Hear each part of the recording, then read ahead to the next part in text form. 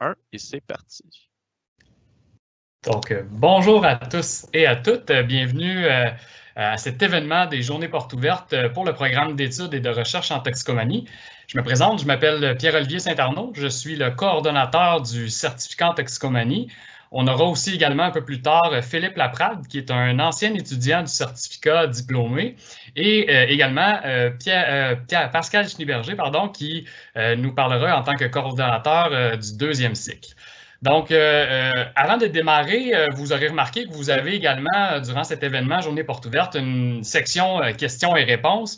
Je vous encourage à l'utiliser si jamais vous avez des questions. Là, on pourra peut-être les prendre à la fin de la réunion, mais vous pouvez tout au long de la réunion les placer à cet endroit-là et on y répondra à la fin de la réunion. Mais en même temps, je vous encourage aussi à utiliser cet endroit-là si jamais vous aimeriez avoir plus d'informations par la suite après notre journée pour y mettre votre nom, votre courriel, ainsi que peut-être le programme, en fait, soit le certificat ou la maîtrise en toxicomanie qui vous intéresse. Comme ça, on pourra vous joindre par après et vous apporter plus d'informations.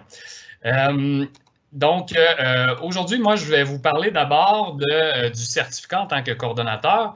Le certificat en toxicomanie, qu'est-ce que c'est? Le certificat en toxicomanie, c'est un programme universitaire de 30 crédits.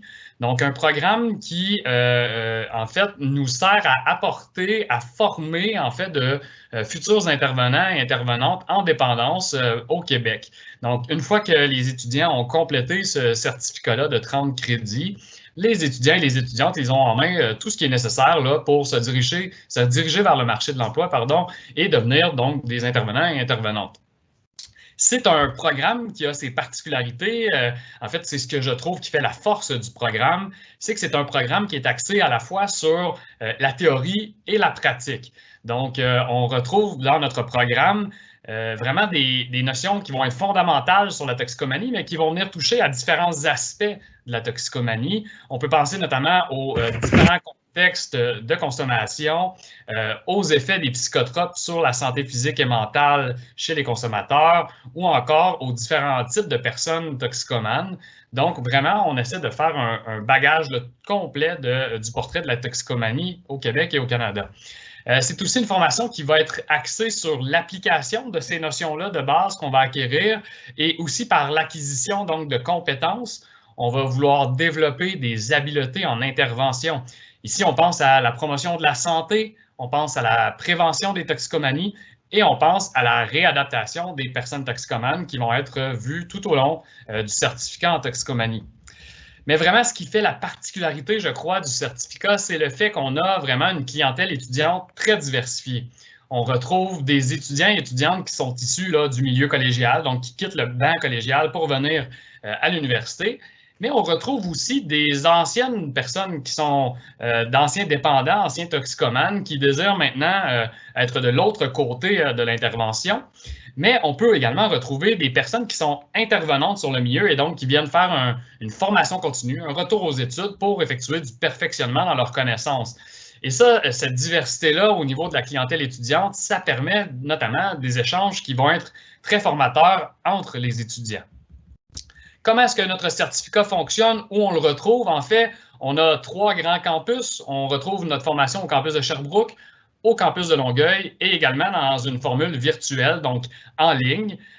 3 formules qui ont leur particularité, c'est-à-dire que les campus physiques Sherbrooke-Longueuil s'effectuent soit à temps complet en 1 année ou soit à temps partiel en 2 années, tandis que la formule virtuelle qui a lieu entièrement sur webcam est une formule avec des groupes virtuels qui, elles, se déroulent uniquement à temps partiel sur 2 années. À ça, j'ajouterais ce qui est intéressant avec le certificat, c'est qu'on a aussi une formule avec stage. Donc, il y a possibilité, après la première année du certificat, donc après les premiers 15 crédits sur 30, de se diriger vers une formule avec stage, où là, les étudiants sont placés en situation concrète là, sur le milieu, sur le terrain, pour aller faire de l'observation dans des organismes qui vont accueillir nos étudiants et qui vont aider à les superviser sur place avec des intervenants chevronnés. Finalement, comment fonctionnent les admissions au programme? En fait, il faut savoir que vous devez passer par une des portes d'admission. La standard, la régulière, c'est celle de l'admission à partir du diplôme d'études collégiales, donc une admission qui se fait là, avec le relevé de notes du DEC. Et si vous n'avez pas fait le DEC, il peut y avoir une autre porte d'entrée, soit celle d'avoir fait 30 crédits universitaires, donc qui se démontre également par le relevé de notes universitaire, ou encore par la porte des adultes, c'est-à-dire avoir terminé les études secondaires depuis plus de 6 ans, avoir une preuve de cette obtention du diplôme d'études secondaires, une lettre de motivation, 2 lettres de recommandation et finalement un CV à jour. Ça permettra de faire une analyse en fait des candidatures et de voir si l'expérience elle est nécessaire pour pouvoir être admis. On accepte généralement environ 250 étudiants à chaque rentrée d'automne et environ une cinquantaine à chaque rentrée d'hiver qui viendront combler les places des étudiants qui se sont désistés finalement de la formation. Mais c'est une formation qui est offerte à plusieurs étudiants chaque année et qui permet justement de s'assurer une relève pour les intervenants et intervenantes en toxicomanie au Québec. Voilà, donc je passerai la parole à Philippe Laprade, qui est un étudiant diplômé du certificat et qui pourra vous parler de son passage chez nous au certificat. Merci beaucoup, Pierre-Olivier. Donc, bonjour tout le monde. Moi, j'ai été diplômé du certificat. Ça fait quand même déjà un bon bout de temps. Donc, on parle de ma formation, je l'ai fait en 2008 et 2010. Par contre, j'ai des très bons souvenirs. Par rapport au parcours, qu'est-ce que j'ai trouvé intéressant, c'est que au même moment que je rentrais au certificat à temps partiel, j'ai été porter des CV un petit peu partout pour avoir un emploi. Je sortais du baccalauréat, du bac en psychoéducation.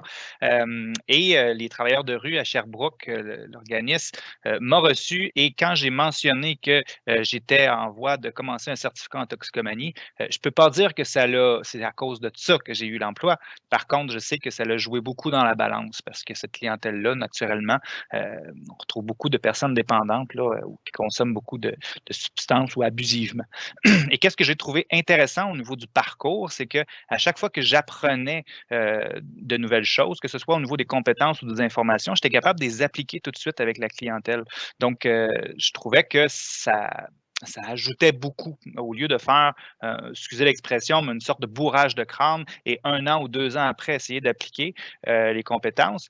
J'ai trouvé ça intéressant de pouvoir le faire au fur et à mesure.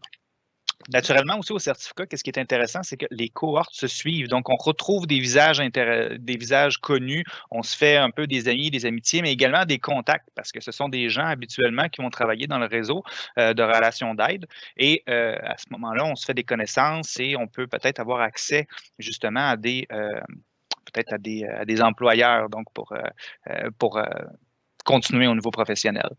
Par la suite, j'ai pu aller à la commission scolaire de Saint-Hyacinthe. On appelle ça maintenant le centre de services scolaires. Et je suis intervenant en prévention des dépendances. Et ça, c'est sûr et certain qu'il fallait le certificat en toxicomanie pour pouvoir avoir ce travail-là, notamment dans le système scolaire, dans le système de santé, dans le réseau communautaire. On retrouve beaucoup d'emplois qui vont demander le certificat en toxicomanie. Et pour moi, à la fin de mon parcours du certificat, ils cherchaient un assistant enseignant au certificat. Donc, j'ai pu, après ça, pendant quelques années, assister pour le côté XM 370 qui est donné là-dedans. Donc, moi, j'ai eu une expérience très enrichissante. Je garde encore en intervention mes cahiers près de moi. Je les utilise encore régulièrement pour vérifier certaines choses. Donc, c'est très pratico-pratique et je vous le recommande. Voilà.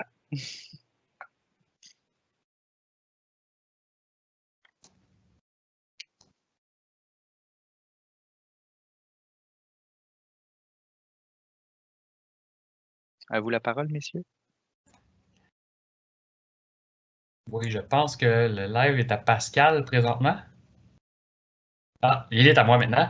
Oui, je vois que, bon, vous avez entendu parler, bon, M. Laprade, là, qui a suivi le certificat. Je ne vois pas de questions. Normalement, on aurait une petite période de questions là, pour le certificat, mais je n'en ai pas vu apparaître pour le moment. Donc, peut-être que ça cogite en même temps, tout ça. N'hésitez pas si jamais ça vous revient. Si jamais vous voyez des questions qui pourraient poindre l'horizon, vous n'hésitez pas à les écrire dans l'événement. Ça me fera plaisir d'y revenir. Donc, vu que pour le moment, il n'y a pas de questions, peut-être qu'on pourra passer tout de suite à la présentation de la maîtrise par Pascal, qui pourra faire sa section sur le deuxième cycle.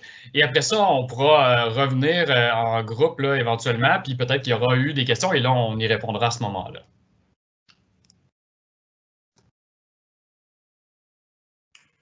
Merci beaucoup, Pierre-Olivier. Alors, ben oui, j'attrape la balle au bon. Donc, dans nos programmes, on a le certificat que Pierre-Olivier vous a exposé, mais on a aussi 2 programmes de 2e cycle en intervention en toxicomanie. Donc, on a une maîtrise de 45 crédits, on a un DESS de 30 crédits. Et ces programmes-là visent à former des intervenants spécialisés dans le domaine de la toxico pour des clientèles qui ont des problèmes complexes. Donc, au certificat, on apprend la base de l'intervention en toxico, puis à la maîtrise, ben, on vient chercher une spécialité pour intervenir avec des problèmes plus complexes. Donc, on parle de comorbidité santé mentale, on parle de problèmes d'itinérance, de judiciarisation, des choses comme ça. On parle aussi, et ça je pense que c'est vrai du certificat, mais on parle de jeux. On parle aussi de dépendance en substances, notamment de cyberdépendance qui commence à faire beaucoup surface ces temps-ci. C'est quelque chose qui touche les jeunes et même les moins jeunes. Alors, c'est des choses qui vont être abordées à la maîtrise.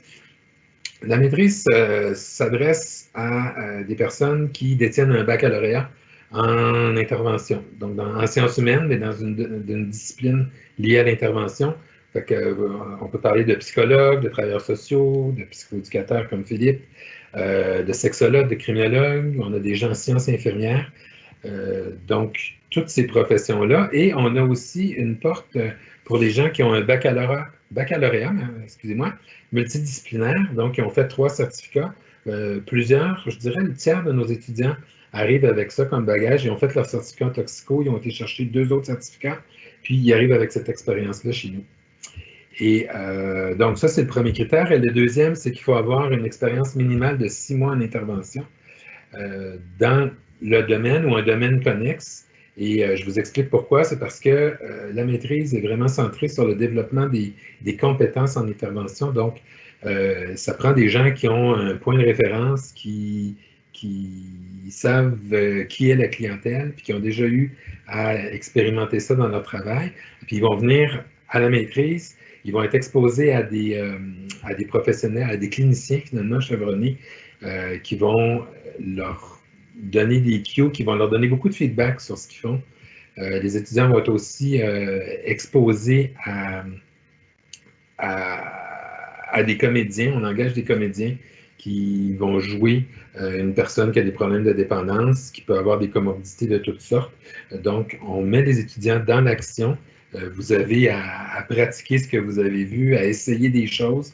Puis, il y a des professionnels autour pour vous donner un feedback là-dessus, puis vous dire, ben ça, c'est excellent.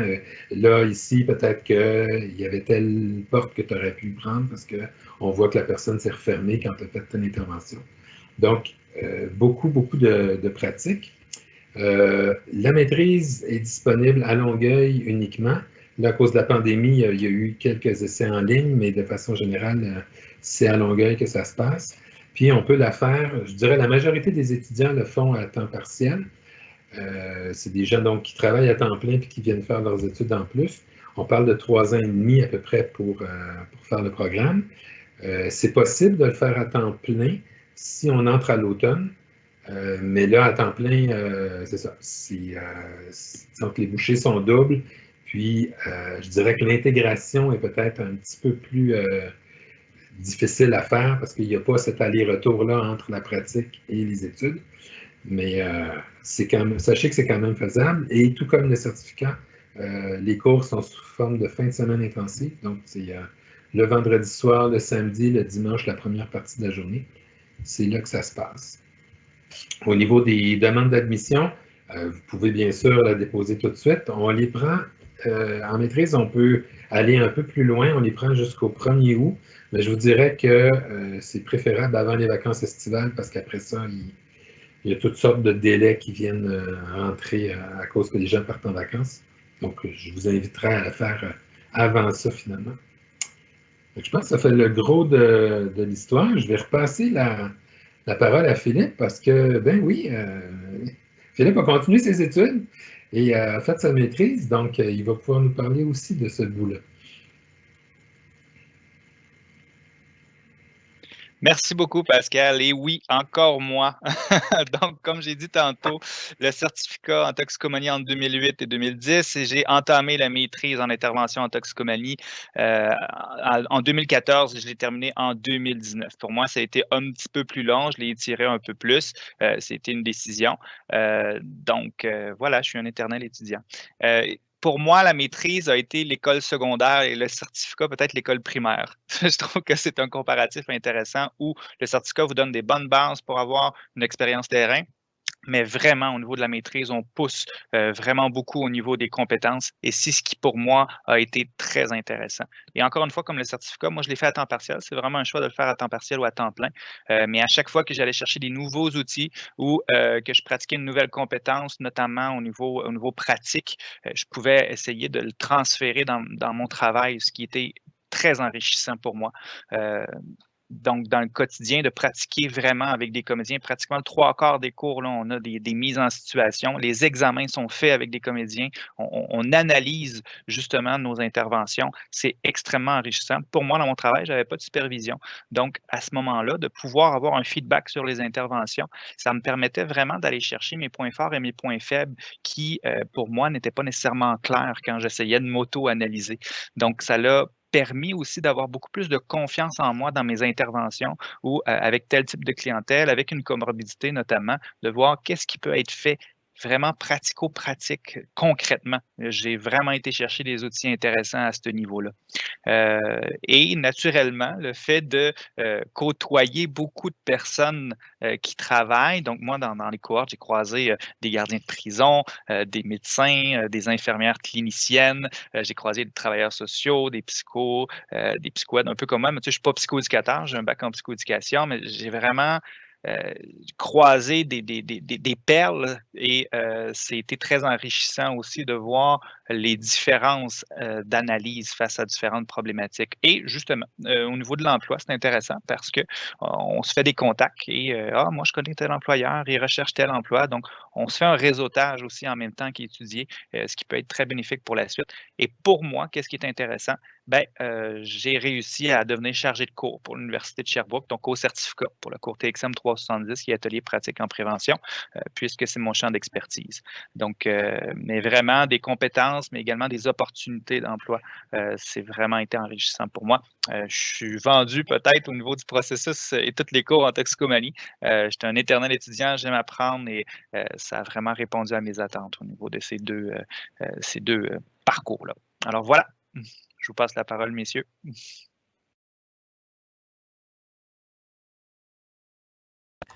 Oui, donc merci Philippe. Comme il l'a dit, hein, on a vu Philippe qui est passé du certificat à la maîtrise et qui est maintenant chez nous en train d'enseigner au certificat, qui s'occupe du TXM 370, un cours plus pratique justement où les étudiants vont faire beaucoup de travaux d'équipe, ils vont discuter ensemble, vont réfléchir ensemble.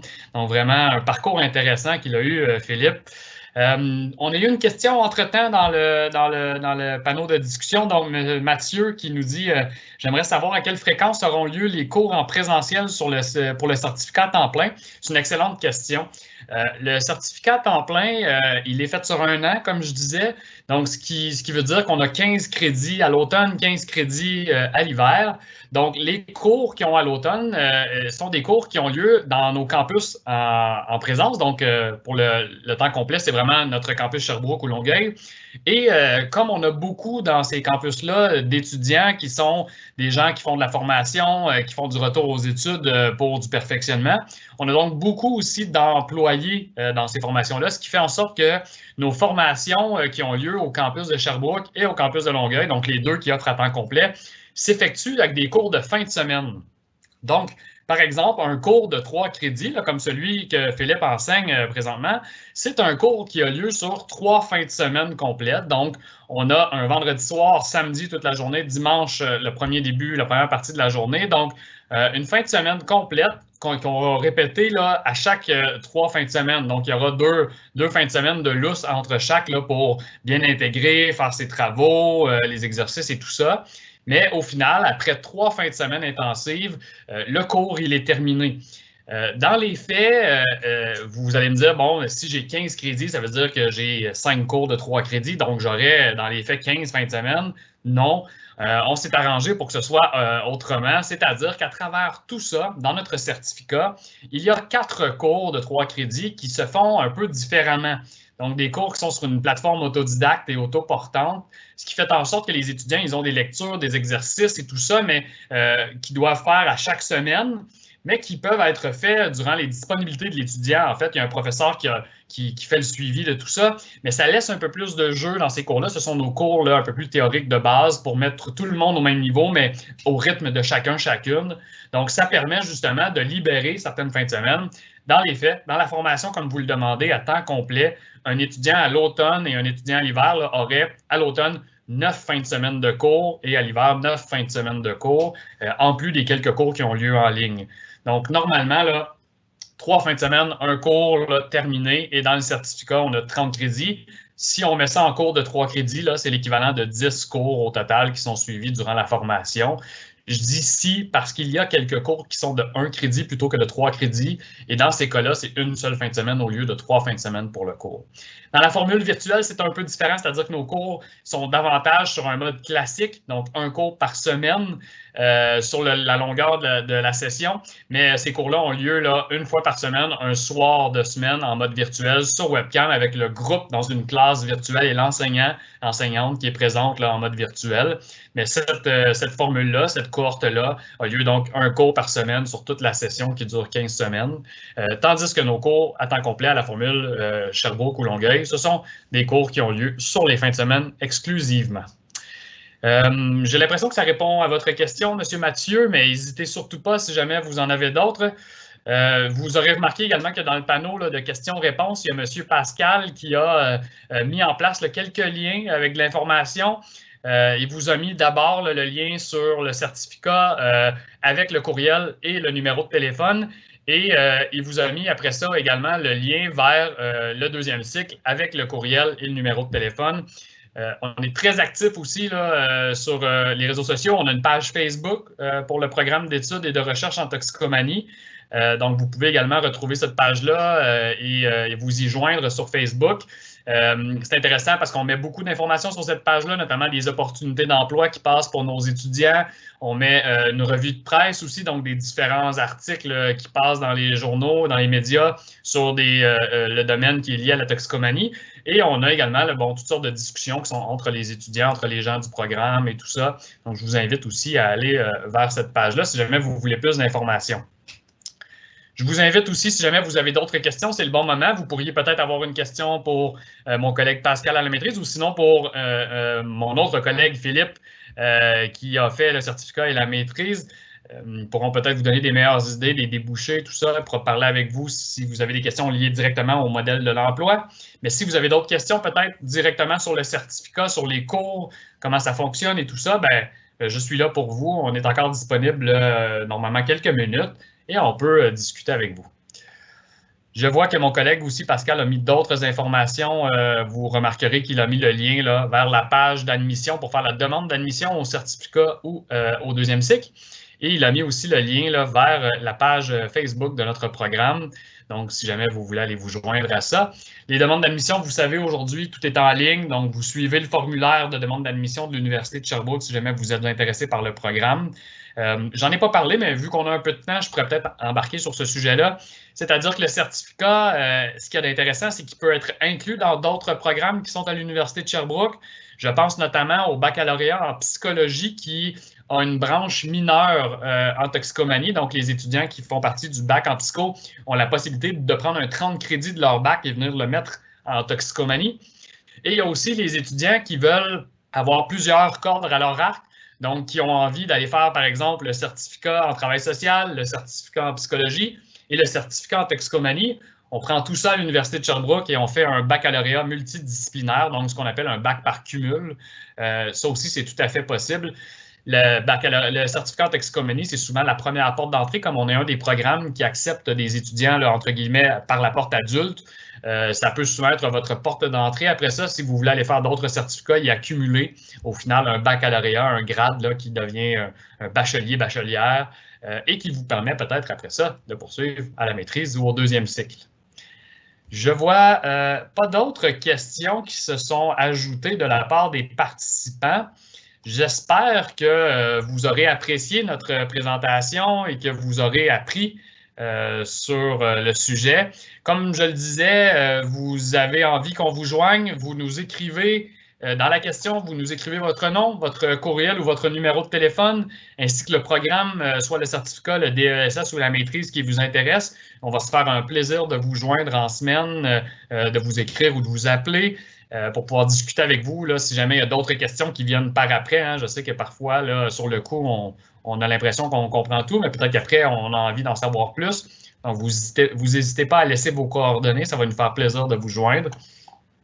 Et voilà, peut-être, je pense que ça fait le tour. Je ne vois pas d'autres questions. Donc, je vous remercie d'avoir été présent et présente. Ce fut un plaisir de pouvoir discuter virtuellement avec vous et au plaisir de vous retrouver dans nos programmes, j'espère.